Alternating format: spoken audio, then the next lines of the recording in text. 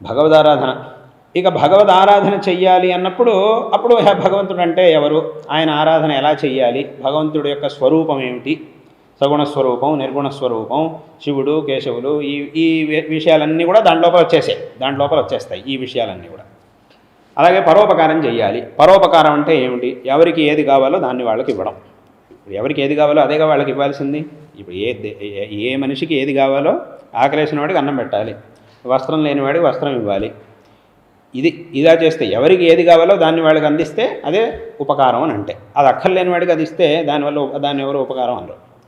చెప్పులు లేని వాడికి చెప్పులు ఇస్తే అప్పుడు వాడికి ఉపయోగం, కాళ్ళు లేని వాడికి చెప్పులు ఇస్తే అప్పుడు ఏముంది, అది ఉపకారం అనుకోదు. అదే నేను ఉపకారమేగా చేసి నేను చెప్పులు ఇచ్చాను, వాళ్ళందరికీ పాపం కష్టపడుతున్నారు, చెప్పులు లేక వాళ్ళంతా ఇబ్బంది పడుతున్నారు, ముళ్ళల్లో నడుస్తున్నారు, అప్పుడు వాళ్ళందరికీ చెప్పులు ఇచ్చాను, అది ఉపకారం అయింది.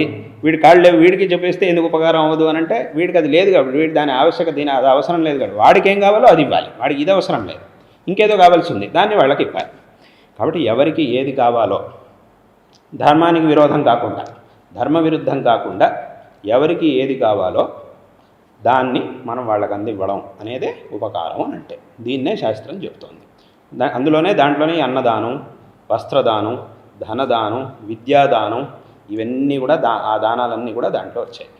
కాబట్టి ఇదే మన యొక్క సనాతన ధర్మం చెప్తున్నటువంటిది, ప్రధానంగా చెప్తున్నటువంటి విషయాలు. భగవదారాధన చెయ్యాలి, అలాగే పరోపకారం చెయ్యాలి. ఈ విషయాల్ని చెప్పడం కోసమే ఇన్ని వేదాలు, ఇన్ని పురాణాలు, ఇవన్నీ కూడా. ఇప్పుడు ఇప్పుడు చెప్పినట్టుగా భగవదారాధన అన్న వెంటనే మనకు వచ్చే ప్రశ్న ఏమిటి, భగవంతుడు అంటే ఎవరు, ఆయన ఆరాధన ఎలా చెయ్యాలి ఇత్యాది ప్రశ్నలన్నీ మనకు వస్తాయి. ఇప్పుడు భగవంతుడు అంటే ఆయనకి సగుణ స్వరూపం అని ఒకటి ఉంది, నిర్గుణ స్వరూపం అని ఒకటి ఉంది. ఈ సగుణ స్వరూపాన్ని ఆరాధించడం అంటే అదే పూజ, ఇవన్నీ కూడా. నిర్గుణ స్వరూపాన్ని ఆరాధించడం అంటే అది వేదాంతం, దాన్నే వేదాంతాన్ని చింతన చేయడం. కాబట్టి ఇవన్నీ కూడా భగవదారాధన లెక్కలోకే వస్తాయి. కాబట్టి ఈ విషయాల్ని మన సనాతన ధర్మం చెబుతూ ఉన్నది. అదే రకంగా ఈ సనాతన ధర్మం అనేది ప్రతి ఒక్కరిని కూడా గౌరవించాలి, ప్రపంచంలో ఉండేటటువంటి ప్రతి ఒక్కరిని గౌరవించాలి అని చెప్తోంది ఈ ధర్మం. అంతే తప్ప ఎవరో వేరే వాడిని అయితే తుచ్చంగా చూడొచ్చు, వీడినైతే గొప్పగా చూడాలి, వీడినైతే తుచ్చంగా చూడాలి అనేటటువంటి అని మన ధర్మం ఇప్పుడు చెప్పదు.